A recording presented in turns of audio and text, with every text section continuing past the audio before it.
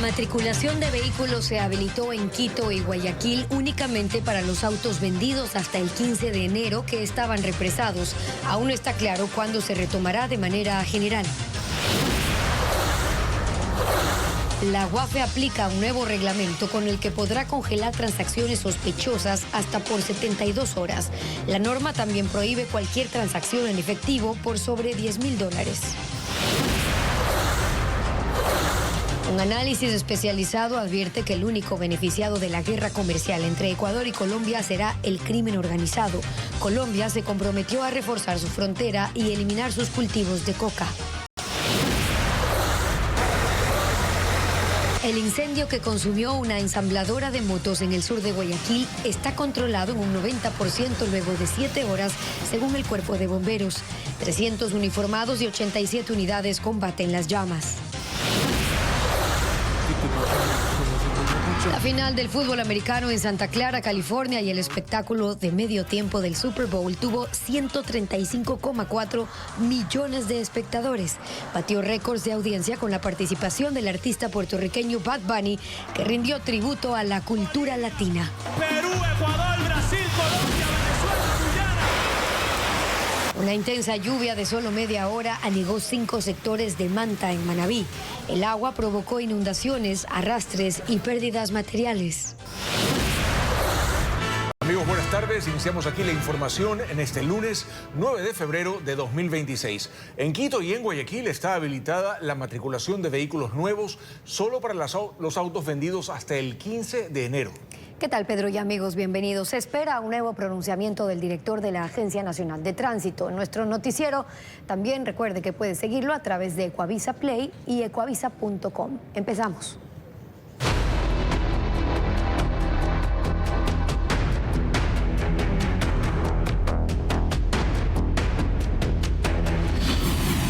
ANT, un retorno paulatino.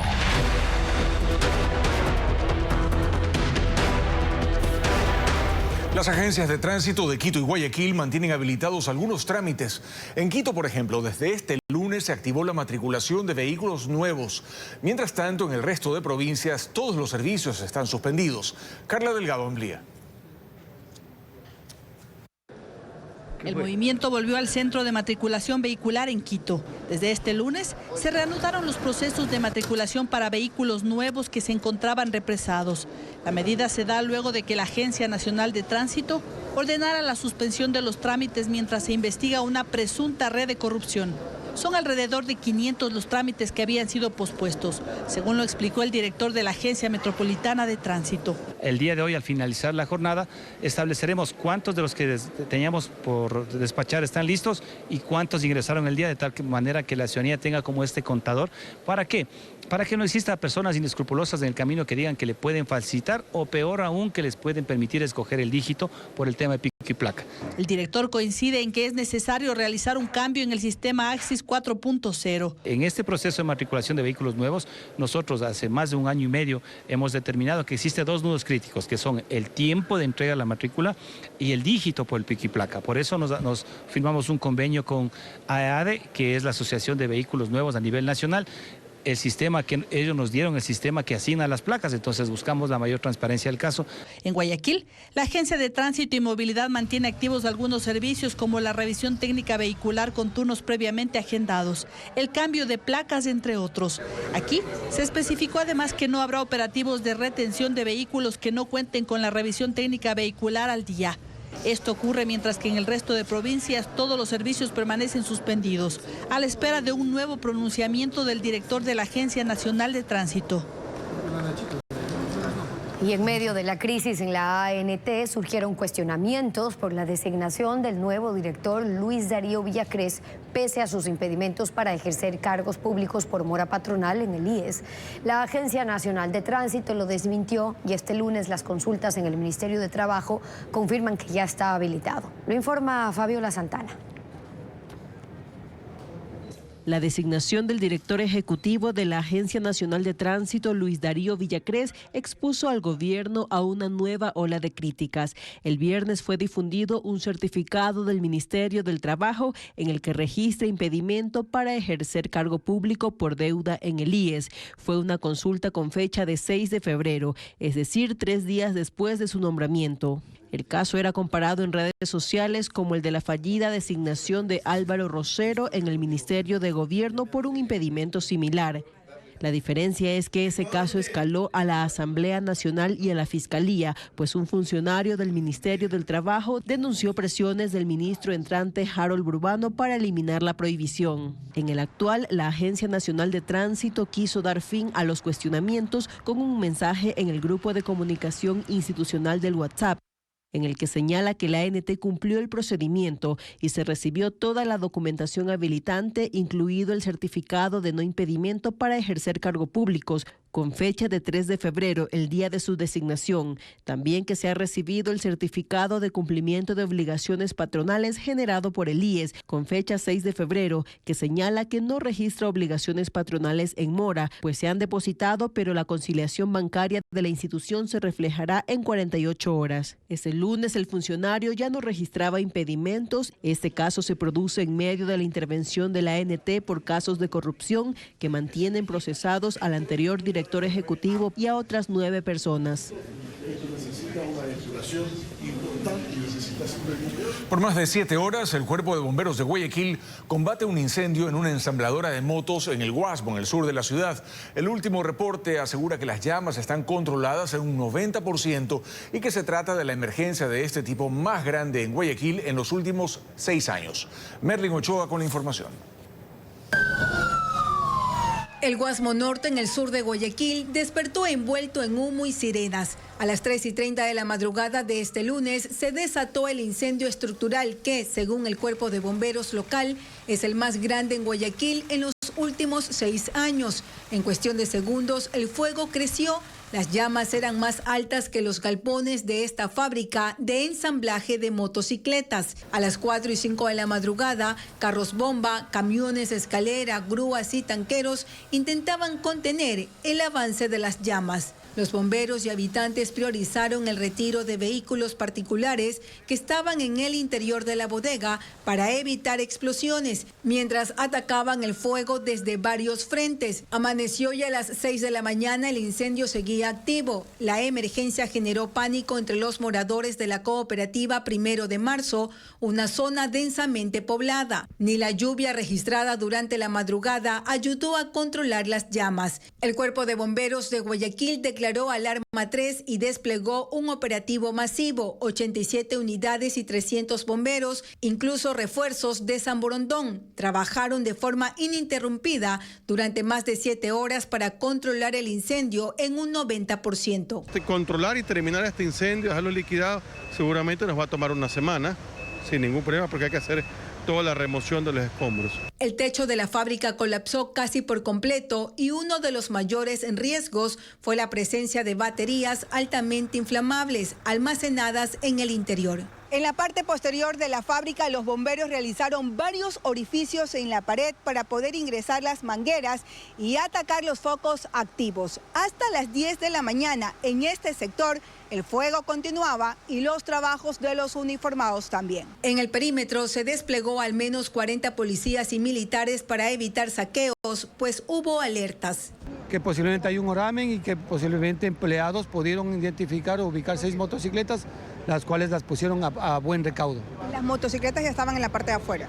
Justo al lado del oramen, junto al oramen. Aún no se confirman las causas del incendio. Versiones preliminares mencionan un posible cortocircuito en la bodega de repuestos. Hasta el mediodía, las unidades de bomberos continuaban llegando y decenas de motocicletas almacenadas en cajas quedaron convertidas en escombros. El gobierno emitió un reglamento para combatir el lavado de activos. La nueva norma establece un Consejo Nacional de Coordinación, autoriza a la UAFE a retener transacciones sospechosas hasta por 72 horas y prohíbe usar dinero en efectivo por montos iguales o superiores a $10.000. Adriana Bermeo amplía la información. Un año y medio después de que se aprobó la Ley de Prevención de Lavado de Activos y Financiamiento de Otros Delitos, el gobierno emitió su reglamento. El documento de 85 artículos y 7 disposiciones generales busca reforzar el control para detectar movimientos financieros ilegales. Uno de los puntos clave es la creación del Consejo Nacional de Coordinación de Lavado de Activos, CONCLAFT, que estará conformado por un delegado del presidente de la República, que será el encargado de liderar este consejo. El CONCLAFT será el responsable de coordinar acciones para prevenir, detectar y combatir el lavado de activos. Este reglamento permite también la inmovilización de fondos de transacciones sospechosas hasta por 72 horas. La Unidad de Análisis Financiero y Económico UAFE puede disponer esta medida cautelar, que es de carácter excepcional y de inmediato cumplimiento, al sistema financiero nacional hasta que se activen mecanismos judiciales. Se prohíbe además el uso de dinero en efectivo en transacciones iguales o superiores a $10,000 y se establecen controles estrictos de los movimientos financieros de personas políticamente expuestas. Los bancos, cooperativas y entidades del sistema financiero mantienen la obligación de establecer mecanismos de control interno y notificar irregularidades a la UAFE. Una intensa lluvia de menos de media hora fue suficiente para desatar una emergencia en Manta, o varias emergencias más bien. El agua provocó inundaciones, arrastres y pérdidas materiales. Karen Ceballos con la información. El aguacero no pasó de media hora, pero dejó daños en cadena en al menos 5 sectores de Manta, provincia de Manabí. El barrio María Auxiliadora fue el más afectado. Allí la vivienda de Gloria Mera quedó inundada cuando el caudal de una quebrada que está al lado del inmueble arrastró un tronco que terminó derribando la pared del patio. Nosotros estábamos en la puerta, mi nieta estaba en la esquina. Cuando oímos que hizo trucos, el agua estaba encima, el agua se nos iba llevando a la niña. Y eso que yo le dije a Simón, coge la niña, y ahí fue todo. En esta casa viven 6 personas. La familia perdió muebles, electrodomésticos y los utensilios de un emprendimiento de catering. Como ayuda inmediata, el área social de la prefectura entregó colchones y víveres. El municipio realizó la limpieza y algunas donaciones. A pocos metros había otro escenario de pérdidas, un taller mecánico donde el agua se llevó un motor en reparación y 2 motocicletas de clientes.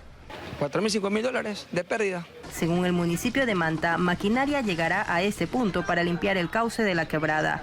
En otros barrios afectados, los trabajos se extendieron durante la madrugada de este lunes para reducir riesgos ante nuevas lluvias. En el barrio Jocay, en el sector de Picarrico, tuvimos también en Vista Hermosa, también por el tema de escorrentías o flujos de lodo. Además, durante la mañana, maquinaria pesada retiró palizada y basura acumulada en la playa de Tarqui, arrastradas por la desembocadura de afluentes de Manta. Mañana habrá 2 audiencias del caso Magnicidio FB por la autoría intelectual del asesinato de Fernando Villavicencio. Luego de una serie de postergaciones se procesará a 3 cabecillas de la banda de los Lobos y se resolverá la prisión preventiva de Javier Jordán, José Serrano y Ronnie Aliaga. Luego de varios cambios de juez, recusaciones, excusas, recursos y suspensiones, finalmente se fija fecha para vincular a 3 cabecillas de los Lobos al proceso por el asesinato de Fernando Villavicencio. El caso denominado por la Fiscalía como Magnicidio FB, en el que busca sancionar a los autores intelectuales del crimen del candidato presidencial, finalmente quedó en manos del juez Giovanni Freire, quien convocó a la audiencia para este martes 10 de febrero a las 8:30 de la mañana, ratificando el día establecido por la jueza anterior, Daniela Ayala. Hasta la fecha son procesados en esta causa Javier Jordán, Daniel Salcedo, el exministro José Serrano y el exasambleísta Ronnie Aliaga. Se sumarán Wilmer Chavarría alias Pipo, quien fue detenido en España y estaba prevista su extradición a Estados Unidos. Su hijastro Ángel Aguilar alias Lobo Menor, cuyo paradero se desconoce, y Luis Arboleda alias Gordo Luis, preso en la cárcel del Encuentro. Los 7 procesados tendrán un mes más de instrucción fiscal, antes de que se decida si van o no a juicio. El mismo martes, pero a las 3:30 de la tarde, ante otro tribunal, se producirá la audiencia para resolver la apelación presentada por Jordán, prófugo en Miami, Serrano, detenido el pasado 7 de agosto por autoridades migratorias de Estados Unidos, y Aliaga, prófugo. Su último paradero conocido fue Venezuela. Los tres impugnaron la orden de prisión preventiva que pesa en su contra. La guerra comercial entre Ecuador y Colombia podría beneficiar al crimen organizado, según la fundación estadounidense Inside Crime. Los dos países acumulan 9 días de tensas relaciones por la imposición de aranceles a las importaciones. Paul Romero con el informe. Del resquebrajamiento de las relaciones diplomáticas entre los gobiernos de Ecuador y Colombia sacaría provecho el crimen organizado, al que paradójicamente dicen que buscan combatir en la frontera común. Así lo advierte la organización estadounidense Inside Crime, especialista en investigación de temas de seguridad ciudadana en América Latina. El 21 de enero, el presidente Daniel Noboa sorprendió con la decisión de imponer una tasa de seguridad del 30% a las importaciones colombianas, a su juicio por la falta de reciprocidad y compromiso para la lucha contra el narcotráfico. La respuesta de Colombia fue inmediata con la suspensión de la venta de energía y el mismo arancel a los productos ecuatorianos. La lucha contra el crimen organizado pasó a ser el centro de la guerra comercial. Según Inside Crime, las disputas diplomáticas abren la puerta al crimen. A medida que los dirigentes políticos endurecen sus posturas, la delincuencia organizada podría beneficiarse del deterioro de la cooperación regional, señala el documento, por la falta de coordinación, intercambio de información, entre otros acuerdos bilaterales, en suspenso por el conflicto arancelario. Según la Cancillería ecuatoriana, en la reunión del pasado viernes entre las delegaciones de los dos países en Quito, Colombia aceptó que el problema consiste en la falta de control fronterizo y la presencia de cultivos de coca en su territorio, y que se comprometió a realizar acciones para erradicar los cultivos, la minería ilegal y reforzar el control fronterizo mediante inversiones en tecnología e intercambio de información, pero no especificó el mecanismo. Ninguno de los testigos solicitados por el correísmo llegó este lunes a la Comisión de Fiscalización para el juicio político contra Mario Godoy. Entre los convocados estaban el presidente de la Corte Nacional de Justicia y exasambleístas. Patricio Díaz nos cuenta que el acusado concluyó también con sus descargos. Era la penúltima jornada para la sustanciación de pruebas y testimonios en la Comisión de Fiscalización. Pero los convocados no llegaron. Los interpelantes del correísmo solicitaron que comparezcan el presidente de la Corte Nacional de Justicia, Marco Rodríguez, Anderson Boscan y 5 exasambleístas, entre otros. Solicito se insista. El martes es el último plazo y se cierra esta fase. El presidente de la Judicatura, sin embargo, sí pudo justificar parte de sus pruebas este lunes. Eran documentos del Ministerio del Interior que los envió como reservados, por lo que la sesión también se declaró así. Y solo quedaron en la sala los legisladores y el interpelado. Uno de esos documentos evidencian y sostienen mi tesis que hay un descrédito orquestado por algunas personas a través de redes sociales. Con esto cerró sus descargos. El domingo presentó la primera parte respondiendo a las acusaciones. Aseguró que sí pidió al Ministerio del Interior se le devuelva la custodia al juez Carlos Serrano, que no hubo presiones suyas en el caso del serbio Yezdimir Serdán y tampoco sobre la jueza Nubia Vera en el caso de la ex vicepresidenta Verónica Abad. Yo no solicité ni al abogado Henry Gaibordia ni ningún otro servidor que tenga con acercamientos con el doctor Serrano, con otro doctor, sobre alguna causa. Lo niego categóricamente. Desde los interpelantes dicen en cambio que las pruebas y testimonios están a su favor, que lo que queda es que ADN se defina y confirme si apoya la censura o salva al funcionario.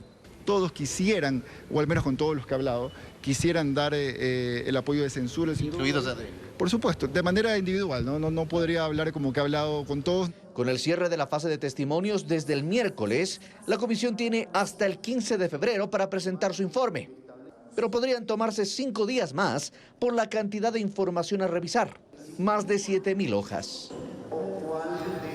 En medio de designaciones clave impulsadas por el Consejo de Participación Ciudadana, la imparcialidad de su presidente, Andrés Fantoni, es cuestionada en redes sociales luego de difundirse una foto con autoridades de gobierno.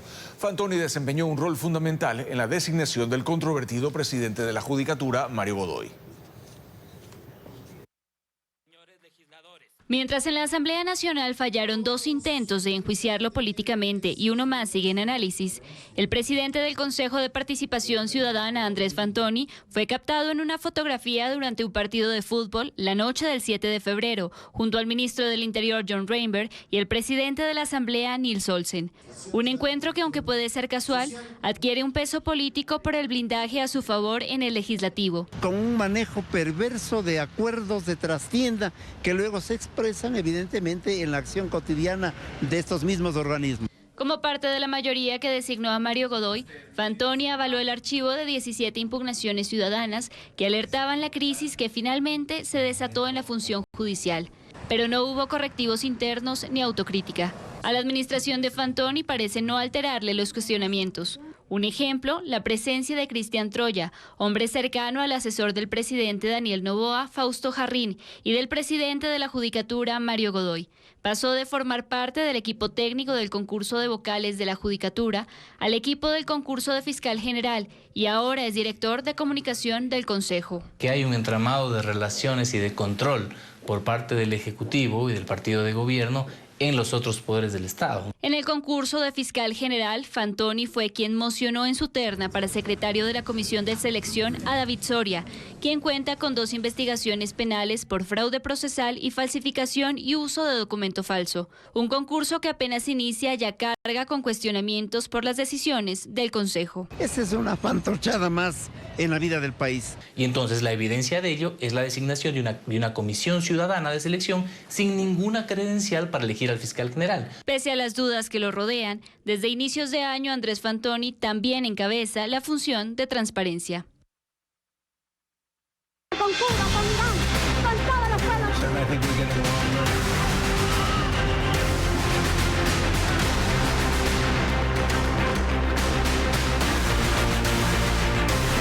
Mundo.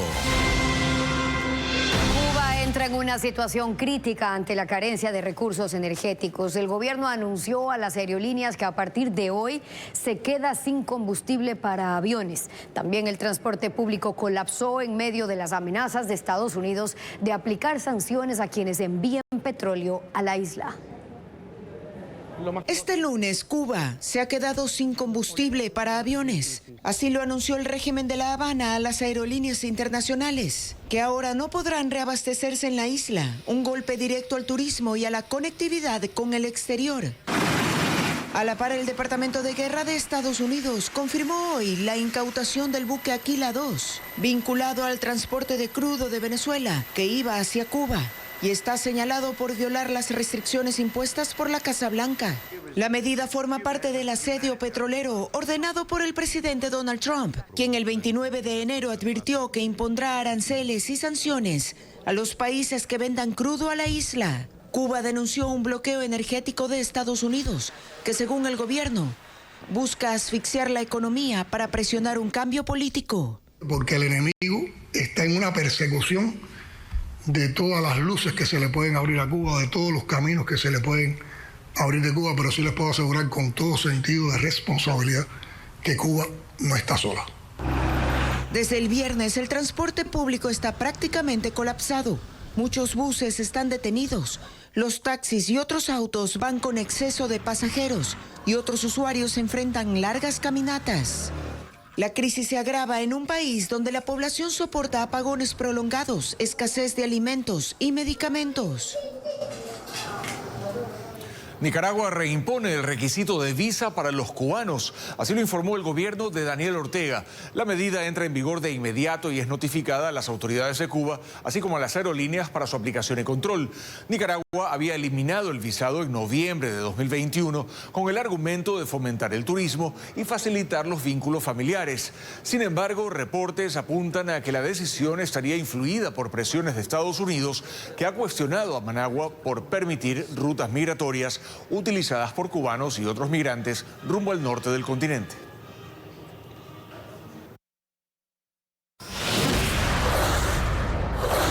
El miércoles 4 de febrero informamos sobre los problemas que el desbordamiento del río Chicales está provocando a las familias que habitan en el recinto 1 de Mayo del cantón La Troncal en la provincia de Cañar. El año pasado, además, perdieron el puente que conectaba a 5 comunidades de la zona y por esta razón, los habitantes de la zona pidieron a la prefectura de Cañar, a través del reportaje de Televistazo, que acudieran a la zona para ayudarlos. Sobre esta noticia aclaramos que Ecuador avanza en su agenda minera. Se entregó la licencia al proyecto La Plata de la empresa canadiense Attico Mining, que faculta el inicio de los trabajos de construcción de la mina. A pesar de sentencias judiciales que validan la consulta ambiental, hay pronunciamientos en contra de organizaciones locales y ambientalistas. El Ministerio de Energía y Ambiente, a través de la Subsecretaría de Calidad Ambiental, entregó la licencia ambiental al proyecto minero La Plata, habilitando así el inicio de la fase de construcción, a la que se destinará al menos 160 millones de dólares. El titular de la concesión es la compañía minera La Plata, subsidiaria de la empresa canadiense Attico Mining Corporation. El área total del proyecto abarca 2.222 hectáreas, distribuidas en las parroquias Palo Quemado y Las Pampas, en el cantón Sicchos, en la provincia de Cotopaxi, y la parroquia Ayuriquín, en el cantón Santo Domingo.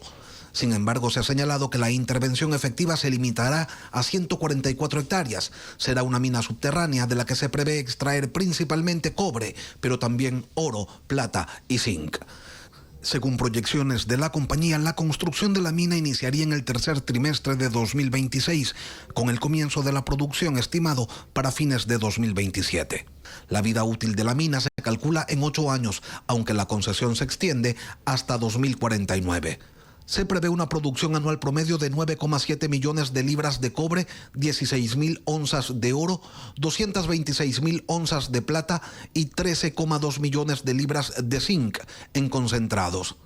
Este, como otros proyectos mineros, no ha estado exento de conflictos. Acciones judiciales reconocieron que el proceso de consulta ambiental se llevó de acuerdo con las normativas, pero en las poblaciones hay quienes sostienen lo contrario y por ello organizaciones indígenas y ambientalistas rechazan el proceso, argumentando falta de consentimiento previo, libre e informado. En Palo Quemado, en 2024, hubo choques violentos con la policía y militares por parte de los comuneros, quienes temen impactos ambientales como la contaminación del agua y deforestación. A pesar de las tensiones, Attico Mining afirma que más del 90% de la población en el área de influencia directa apoya el proyecto. Equipos de 6 provincias llegaron a La Tacunga para disputar un campeonato de goalball y fútbol sala inclusivo, un espacio donde el deporte adaptado puso en escena la destreza, la coordinación y el trabajo en equipo de personas con discapacidad visual. Sandy Espinosa con la noticia. Cuando el balón sonó, el público guardó silencio. Para este grupo de jugadores no videntes, ese sonido fue la única referencia para defender y anotar. Así se desarrolló el primer campeonato de goalball y fútbol sala inclusivo que se disputó en La Tacunga, organizado por la Asociación de No Videntes y Baja Visión de Cotopaxi. En el Coliseo de la Escuela Simón Bolívar, 3 equipos femeninos midieron fuerzas en goalball, una disciplina donde el juego se guía por el sonido de un balón con cascabeles. En una cancha de 9 por 18 metros, con un arco de 1 metro de alto y 3 jugadores de cada lado. El objetivo, lanzar el balón hacia el arco rival, mientras las defensoras se arrojan al suelo para bloquearlo. Cuando el reglamento indica que no pase de una línea trazada horizontalmente, si pasa de esa línea, se les notifica que ha cometido una infracción, que se le cobra penal. Igual si se demora al momento del lanzamiento, que dura 10 segundos. Los encuentros se dividieron en 2 tiempos de 12 minutos. El silencio dominó las gradas y solo se quebró con cada anotación. El Club Tigre de Quito se quedó con el triunfo. Esto es de bastante confianza en uno mismo y en las compañeras, ¿no? En paralelo, en una cancha sintética se disputó fútbol sala adaptado para hombres. El escenario contó con vallas laterales y un balón sonoro, más pesado que el convencional. En esta modalidad el arquero no tenía discapacidad visual y debía orientar a sus compañeros con la voz. ¡Arco! El equipo ganador fue Juventus de Quito. A este campeonato llegaron más de 40 participantes de 7 equipos provenientes de Santo Domingo, Quito, Puyo, Macas, Riobamba y delegaciones locales. Muchas felicidades, muchachos. Y con eso estamos concluyendo. A ustedes gracias por acompañarnos en esta emisión. Recuerde tener precaución ante la presencia de lluvias en estos días, especialmente en la región Costa Fresca. Así es, y también contarles que los detalles del show histórico del Super Bowl también puede volver a verlos en ecuavisa.com y Ecuavisa Play. Las noticias regresan a las 19 horas. Que tengan todos una muy buena tarde.